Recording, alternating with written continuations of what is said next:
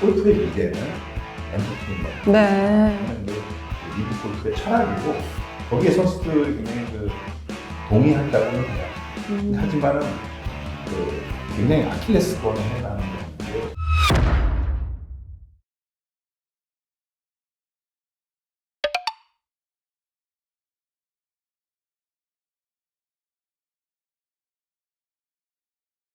굉장히 아킬레스건에 해당되는 게 리브 골프가 3라운드 대회고 네. 그다음에 컷이 없는 대회고 네.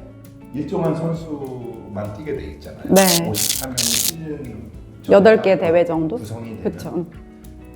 처음에 18개 하고 지금은 12개로 늘었어요. 아, 늘었구나. 그러다 보니까 저런 투어는 경쟁력 오픈되어 있지 않고 그러니까 투어라고 표현을 하려면 그렇죠. 34개 정도 뭐 2주 쉬고 지금 뭐 KLPGA만 해도 정말 추운 날 정말 더운 날 빼고 다 지금 대회를 넣고 그렇죠. PGA도 솔직히 얘기하면 유러피언 투어 갔다 오고 한 주도 안 쉬고 투어를 뛰는 게 거의 그게 그렇죠. 투어인데 리브 골프? 이건 그냥 다른 거죠. 특히 네. 이벤트가 돼버리는 거죠. 특히 이야기하는 게 이제 컷이 없다는 거. 네. 그러면은 모든 선수가 3라운드를 다 완주할 수 그러니까. 있고 그런 거에 대해서 포인트를 그러면 참가비를 주잖아요. 참가비를. 1등부터 뭐 다 주게 되면은 다른 그러니까 24개 투어를 이렇게 공식으로 이 랭킹 포인트를 점수를 매겨줘요. 그러니까 예를 들면 뭐 한국 투어다 하면 한국 투어에서 투어 전체에 포인트가 있어요. 아, 24. 가산점. 전 세계 24개 투어를. 어허. 그러니까 미국에만 해도 사실은 이제 투어가 3개가 있는 셈이에요. 그쵸. 미국 일부 투어, PGA 투어가 있고, 그다음에 PGA 일부 투어인 컨페리 투어. 그쵸. 그다음에 챔피언스. 3부 투어에 해당되는 투어가 있어요. 캐나다 투어가 3부. 아, 네. 그렇게 이제 전 세계적으로 따지면 한국도 일부 투어가 있고 일부 투어가 있고, 그쵸. 일본도 일부 투어가 있고 일부 투어가 있고. 그러고 그걸 다 합쳐서 그런 24개래요? 24개. 오. 근데 이 리브 선수들이 대부분 갈 때는 세계 상위권 선수들이 많이 가는데 지금은 이제 마스터스 올 4월에 열리는 마스터스에 나갈 수 있는 리브 선수가 13명밖에 안 돼요. 그게 이제 그렇죠. 반증을 하는구나. 점점 이제 세계 랭킹 포인트를 전혀 인정받지 못하면서 그 선수들이 메이저 대회하고 그다음에 올림픽에 점점 출전 기회를 얻지 못하게 될 수 있어요. 그쵸. 그러면 리브 골프로 가는 선수들이 젊은 선수들은 한 번 더 망설이게 되겠죠. 그쵸. 장기적으로 보면. 네. 그래서 이제 3자 합병이 어떻게 되느냐가 여러 가지로 앞으로의 골프의 미래를 이야기할 때도 가장 중요한 변수가 될 수 있지 않을까. 네. 사실 저도 흥행적인 측면에서 PGA 투어를 가본 적이 있는데 정말 극명하게 다르더라고요. 이 조에 유명한 선수가 있으면 갤러리들이 정말 그 티오프 시간에 쫙 기다리는데 좀 PGA 선수 얼마나 대단해요. 근데도 좀 유명하지 않은 선수들은 그냥 뭐 저희 주말 골프 치듯이 끝이 않아요. 그냥 걸어가고 그냥. 네, 근데 그만큼 인기 선수와 인기 선수가 아닌 온도 차이가 굉장히 크더라고요. 그렇죠. 네, 좀 미안할 정도로. 근데 뭐 어쩌겠어요. 나는 그래도 여기 오늘 타이거 우즈가 나왔는데 다른 선수 이렇게 따라다니면서 갤러리를 하고 싶진 않았었어요.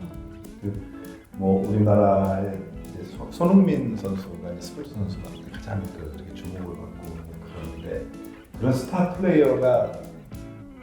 플레이어를 보기 위해서 그다음에 그 스타 플레이어를 보면서 가슴이 뛰는 걸 경험하기 위해서 한국에서 국가대표 경기가 모처럼 열리면은 손흥민 선수를 보러 저는 이제 예전에 축구를 담당했던 적도 있고 뭐 지금도 축구 경기가 있으면 가끔씩 가는데 굉장해요 분위기가. 그렇죠. 네. 근데 그런 것 이상으로 이제 뜨거운 날씨를 맞는 네. 사실 타이거 우즈.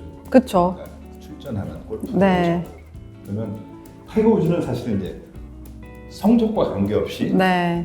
거의 홀 거리가 보통 450에서 500야드가 되고 쫙. 그거를 한 몇 바퀴를 돌 정도로 사람들이 모여요. 맞아요. 보통 뭐 일본어 같은 데서는 한 10겹으로 사람들이 진짜. 둘러싸여가지고 네. 이렇게 타이거 우즈 경기를 보기 위해 가지고 이렇게 잔망경 같은 이런 도구를 만들어서 이렇게 아래서 이렇게 보죠. 이렇게 네. 그래가지고 거울이 반사되도록. 이렇게 위에서 보는 거예요? 사실 그런 열기가 슈퍼스타만이, 프로스포츠는 그쵸? 가능한 건데 지금은 이제 미국 골프는 돈으로 어마어마한 상금, 그다음에 어마어마한 그런 계약금으로 사람들의 눈을 동그랗게 만들죠. 네.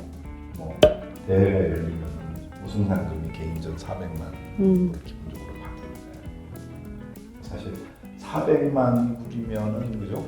한 50억 원, 네. 또는 55억 안팎의 돈이 그것도 나이가 한 20대 중반에서 30대 초반의 선수들이 그 사흘 동안 경기해가지고 벌 수 있다. 그런 걸 노리고 이제 하고 있는데, 근데 시청률이나 이런 거가 상당히 저조하기 때문에 굉장히 고민은 깊을 거예요. 네. 그러니까 그런 걸로 이렇게 뉴스성은 계속 어느 정도 유지는 하고 있지만 막 사람들의 가슴을 뛰게 한다는 점에서는 그 필 미켈슨이 나이 50이 넘어서 네. PGA 챔피언십에서 우승했잖아요. 메이저 대회 최고령 그 메이저 우승 기록을 세웠는데 그때 전 세계 수많은 골프 팬들의 가슴이 뛰었죠. 근데 뭔가 희망이 됐고 꿈이 됐고 그렇죠. 그쵸, 감동이 있었죠. 근데 이제 미켈스는 이제 더 이상 그런 모습을 보여줄 수는 없어요, 그죠? PGA 투어가 출전 정지가 됐고, 그다음에 그때보다도 더 많은 돈을 아마 받고 있지만은 굉장히 그 내면적으로 뭐 고민도 좀 하지 않을까. 왜냐면 뭐 돈이 전부기도 하지만 프로 스포츠는 돈이 전부가 아니기도 한 것 같은 생각이 들어요. 김민아 아나운서는 골프를 가장 그 흥미롭게 봤던 토너먼트가 어떤? 전 마스터즈죠. 마스터즈? 네, 그때 코로나 때 마스터즈 타이거 우즈 우승했을 때. 아, 그 직전에 코로나 오기 전에 2019년. 아 맞아, 직전에. 야 진짜 재밌었어요. 2019년 타이거 우즈가 우승할 때가 아마 그 전 세계적으로 다시 잊기 힘들 정도로 맞아. 그 엄청난 드라마였죠. 네. 그 장면은 영화도 그렇게 연출을 못할 것 같아요. 풀샷에서 그 홀을 마지막 홀 걸어오는 그 갤러리들의 장면과 그 타이거즈의 모습과 아들 찰리가 나타나는 모습과 그게 생생하게.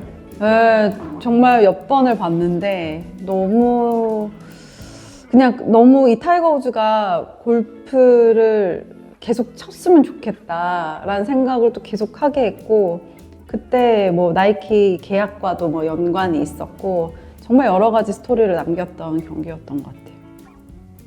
골프는 타이거 우즈다 이렇게 할 수 있죠. 맞아요. 그 1996년에 타이거 우즈가 PGA 투어에 데뷔한 이후에 그 타이거 전 세계 모든 골프 대회가 두 가지로 나뉘었어요. 타이거 우즈가 출전하는데 타이거 우즈가 출전하지 않는데. 네. 그다음에 그 안에서 또 타이거 우즈가 우승한 대회와 우승하지 못한 대회.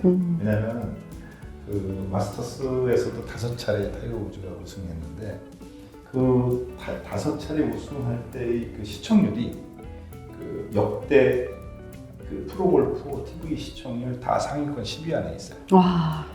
그러니까 뭐 그 어마어마한 전설이기도 하지만은 또 그 스토리를 만들어내는 그런 그 능력에서 그 타이 추천을 불허한다고 볼 수 있죠. 그리고 무엇보다도 그냥 이 스포츠 현장에서만 볼 수 있는 그런 뭐 기쁨이나 이런 것들은 여전히 이 프로골프의 가장 큰 경쟁력이 아닐까. PGA 투어의 가장 큰 경쟁력이 아닐까. 저는 미국 골프에서 만약에 타이거 우즈를 갔다 보면 양상은 좀 바뀌었을 수도 있고. 그쵸. 네. 기사도 많았었는데 결국 뭐. 타이거 우즈가 뭐 거의 무려 뭐 10억 불 가까운 돈을 주겠다는데도 가지 않았으니까 뭐 본인의 선택이지만은 하여튼 그 여러 가지 또 단점들도 많잖아요. 타이거 우즈가. 네. 옛날에 그 여러 가지 스캔들도 있었고, 그다음에 그 약물 부작용으로 인한 것, 그다음에 운전하다가 다양한 그 시련이 있었지만 자기가 그 PGA 투어에서 갖고 있는 그 레전드로서의 히스토리를 지키고 싶어했던 건 아닌가, 돈보다는. 그리고 그걸 지키면은 돈은 자연스럽게 따라올 거라고 생각하지 않았을까? 네. 맞은 생각해. 네.